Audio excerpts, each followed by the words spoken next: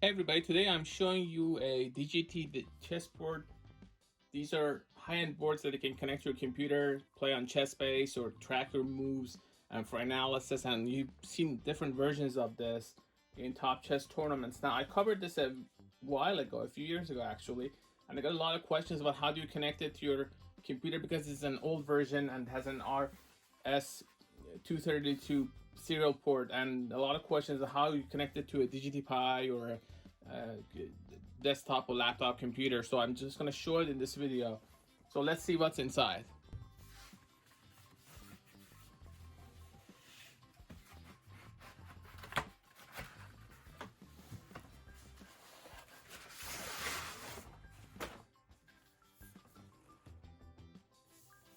So these are pretty heavy wooden boards, and the pieces are also very high quality, but they're designed for serious people and they're actually pretty expensive. When I ordered mine was actually cheaper, but the prices have gone up over the years, it seems. This doesn't have a battery or anything, so you need a power source for it. And this is the serial port. The pieces.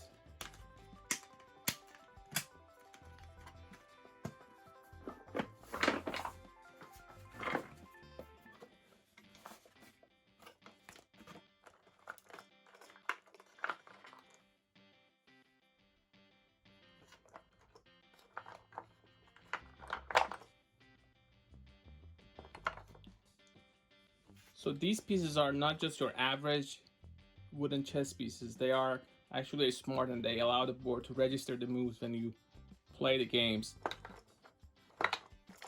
This is the cable that it came with, and you can use it to connect to one of these clocks, for instance, and this is where the power goes. You can even see it in the original guide that one of the cables goes to your clock and then the other goes to your computer. Now this is a very old computer, as you can see, as the board itself is pretty old. But the concept is very the same with new computers as well. It even has one of these floppy disks for software support, but you can get these online these days, so this is not important. You are going to need an adapter for this board because it doesn't have an internal battery like the wireless version that is a newer model.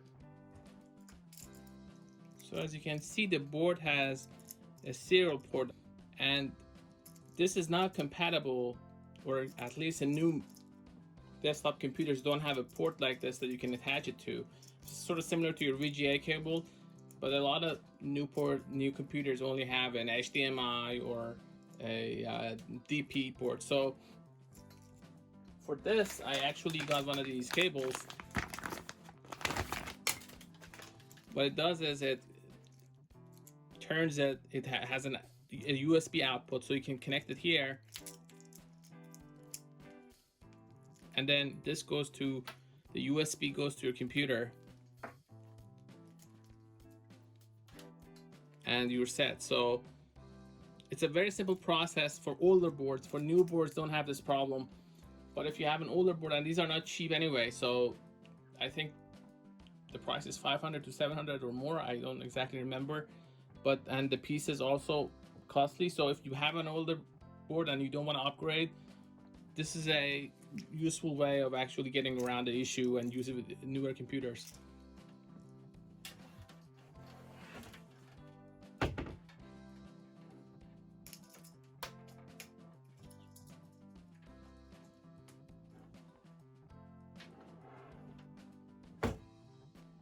So if you don't want to use this with a computer, you can use it with a DGT Pi, which is a Raspberry Pi, and it has all the ports. You just have to connect the power and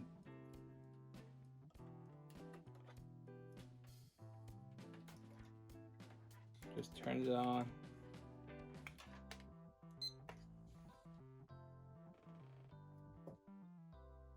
The board is not detected right now, but if I attach the USB cable from the side,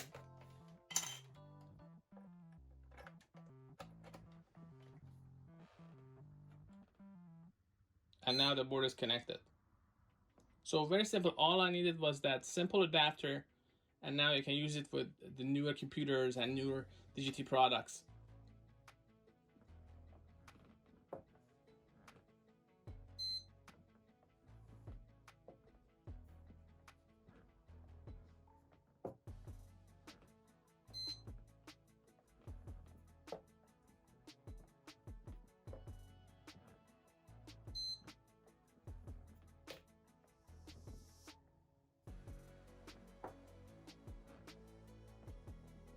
I've reviewed DGT Pi in another video that you want to check it out in the description. And I've also extensively reviewed this one, but I just wanted to show how the cable works. What's neat is that you can play with your computer or with this, and even though it doesn't have wireless connectivity, at the same time it's a very awesome board and obviously high-end board, but it's great for analysis, for tournaments.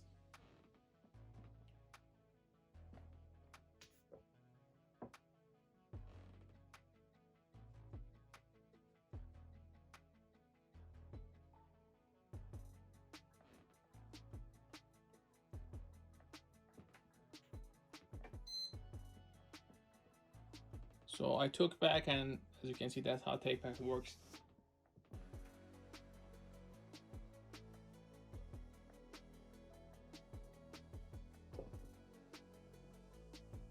Now I'm going to show you how to connect this to your computer. It's a very similar process. So you can just connect to a USB port in your laptop.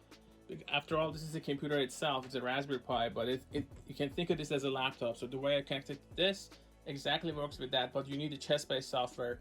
I have an old Fritz software that I can use, so I'm going to show you. I'm just going to do this same process and connect this to the USB port, and that's it.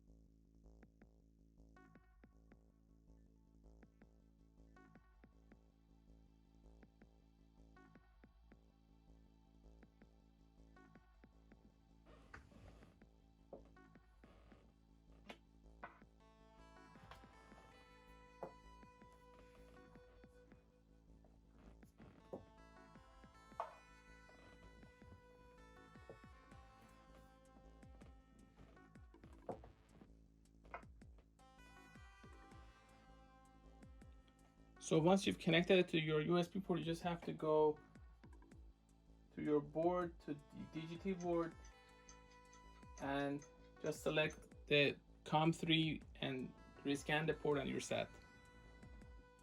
As you can see, you can also attach your DGT Pi and use it as a clock.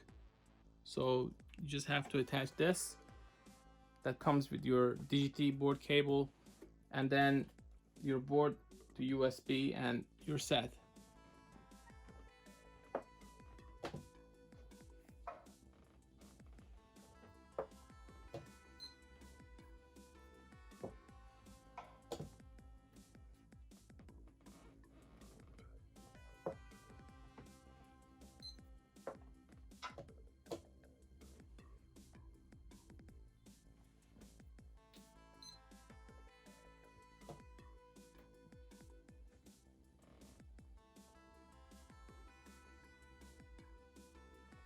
Detectors report user out of book.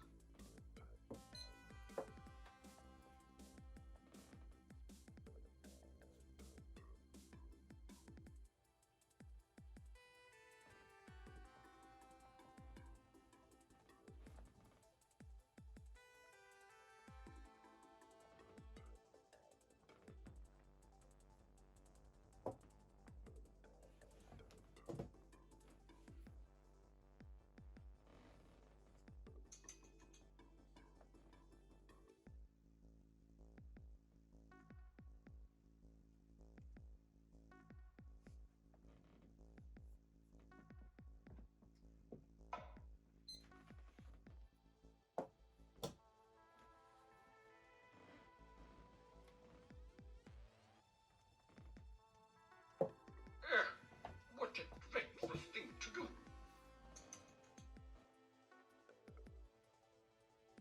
So as you can see, sometimes the time there is not accurate, but as soon as I make a move and I hit the clock, they automatically sync, both clocks sync. Have you not seen this one before, dear? To the software. So it's an interesting, I think it's because it's old. I haven't had this issue with the newer board. So I got a lot of questions about this board and how you connected both the disc and the DGT Pi to the computer. You are going to need one of those cables that I showed, and you are also going to need to connect the clock to the board and you have to connect the board to your computer with the USB. And once there, you have to just go to the board section and just choose the DGT board, choose the right connection port, and rescan the port. And for me, that's how it works. So I hope this was helpful. For the full review, go to Gadgetify's YouTube channel and you can watch a more complete version of this that I did a while ago, and I showed different features. And also I've covered the Bluetooth version as well and a bunch of other smart boards. Thanks for watching.